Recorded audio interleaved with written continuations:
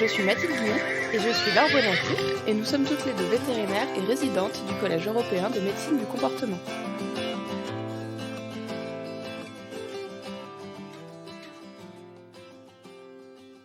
Bienvenue sur Vétologie, le premier podcast francophone consacré à l'éthologie vétérinaire.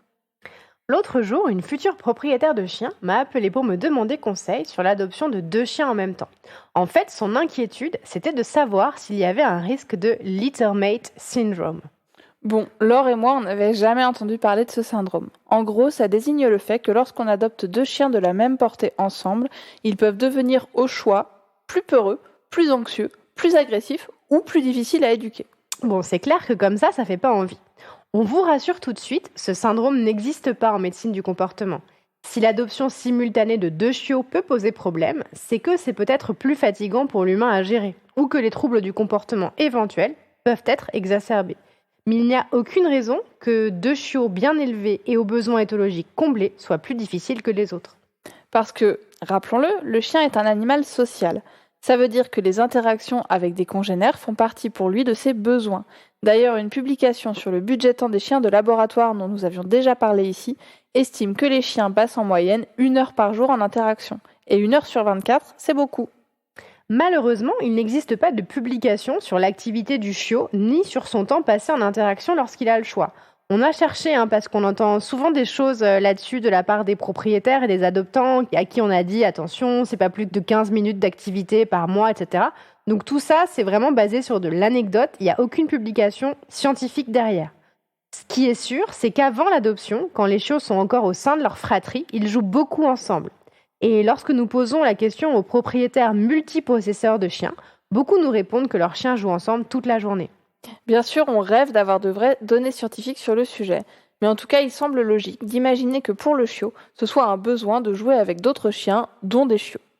Oui Mathilde, comme tu le disais, le chien est un animal social. Et c'est encore plus vrai pour un individu juvénile qui a besoin d'apprendre à s'ajuster vis-à-vis de ses congénères. N'oublions pas que les chiots que nous adoptons ont vécu pendant 2 ou 3 mois avec leur fratrie et s'en trouvent séparés brutalement au moment où ils arrivent dans leur famille. Donc à ce titre, en adopter 2, ça n'a pas l'air si mal que ça. Oui, il est probable que ça limite le petit traumatisme que ça représente pour un chiot d'être séparé de sa fratrie.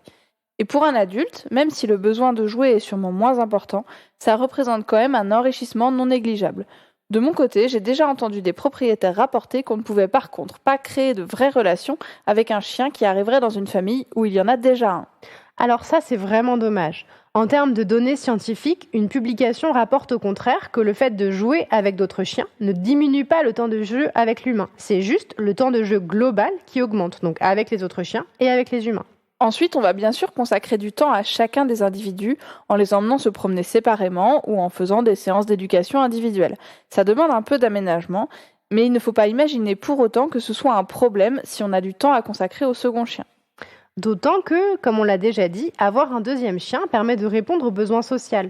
C'est triste d'imaginer que parce qu'on va répondre à un besoin de base, la relation à l'humain va être de moins bonne qualité.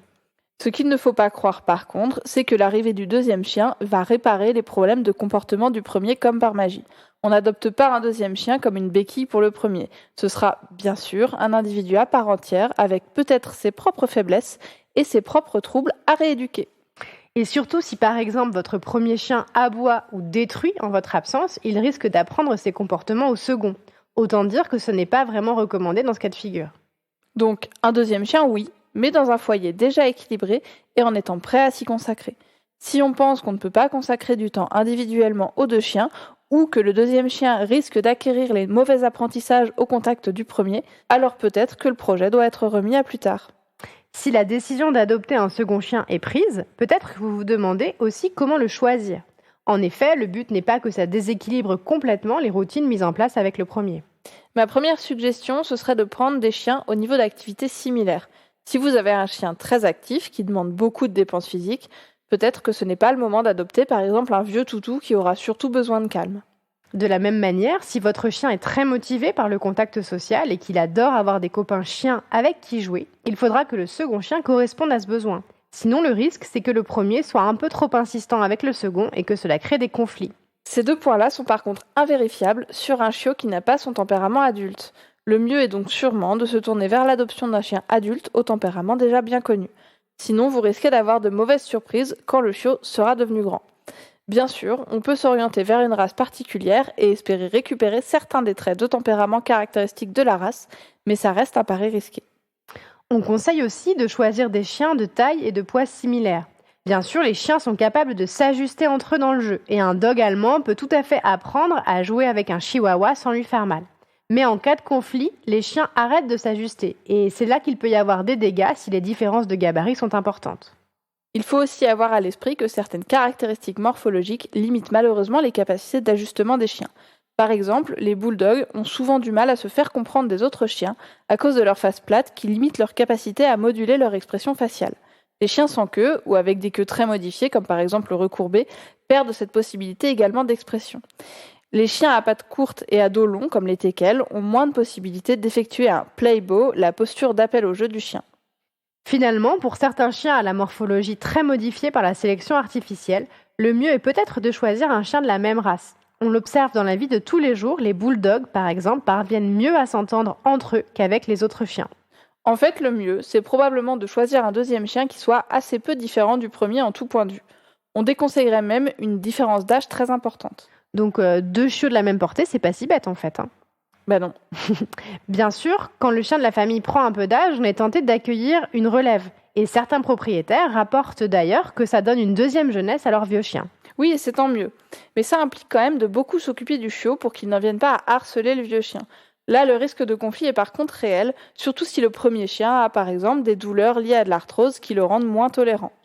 Évidemment, la crainte qu'on peut avoir, surtout dans ce cas de figure où les relations avec les deux chiens ne vont pas du tout être les mêmes, c'est de rendre le premier chien jaloux.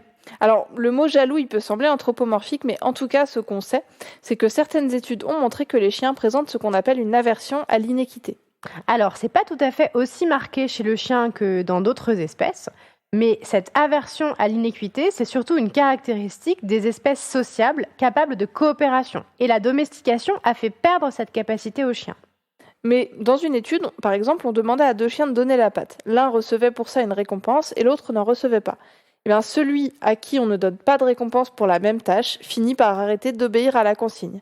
Par contre, si on demande à un chien seul de donner la patte sans le récompenser, il se décourage moins vite et continue à donner la patte plus longtemps que dans l'étude où on met deux chiens en compétition. D'autres études cherchant à prouver cette aversion à l'inéquité ont par contre échoué. On pense donc à l'heure actuelle que les chiens ont une aversion à l'inéquité dite primaire, peu développée par rapport à celle par exemple de certains singes. Mais le fait est qu'il faut quand même faire attention à la manière dont on va traiter les différents chiens, c'est vrai. Spontanément, par exemple, j'aurais tendance à déconseiller d'autoriser certaines choses à l'un et pas à l'autre. Oui, effectivement, ça paraît plus prudent, même si ce phénomène précis n'a jamais été étudié. De manière générale, il est plutôt conseillé de consacrer le même temps aux deux chiens et de les traiter de manière similaire. D'ailleurs, un autre point auquel faire attention, c'est le partage des ressources. Si votre premier chien peut par exemple grogner autour de la gamelle, on aura soin de faire manger les deux chiens séparément, ou du moins de mettre très peu de pression aux chiens autour de la gamelle. Ça peut passer par exemple par le fait de mettre plus de gamelles que de chiens pour que chacun y trouve son compte. En éducation, on utilise beaucoup le principe d'errorless training, c'est-à-dire l'entraînement sans erreur. Ça s'applique aussi très bien dans la relation entre deux chiens. On va faire en sorte que les conflits aient le moins d'occasions possible d'apparaître en anticipant les situations conflictuelles. Donc si on résume un peu, un deuxième chien c'est plutôt une bonne idée si les problèmes du premier sont réglés ou n'ont jamais existé d'ailleurs. Le mieux est probablement de choisir un chien adulte, environ du même âge, du même niveau d'activité, du même besoin social et de la même taille que le premier. On veillera à faire en sorte de traiter les deux chiens de la même manière et à repérer les situations conflictuelles à l'avance pour qu'elles arrivent le moins possible. On espère vous avoir aidé à trancher sur votre envie de deuxième chien. On attend impatiemment toutes vos questions et témoignages sur notre Instagram Vétologie ou par mail vétologie.podcast@gmail.com. Et comme d'habitude, si cet épisode vous a plu, n'hésitez pas à le partager et à vous abonner. À très bientôt sur Vétologie.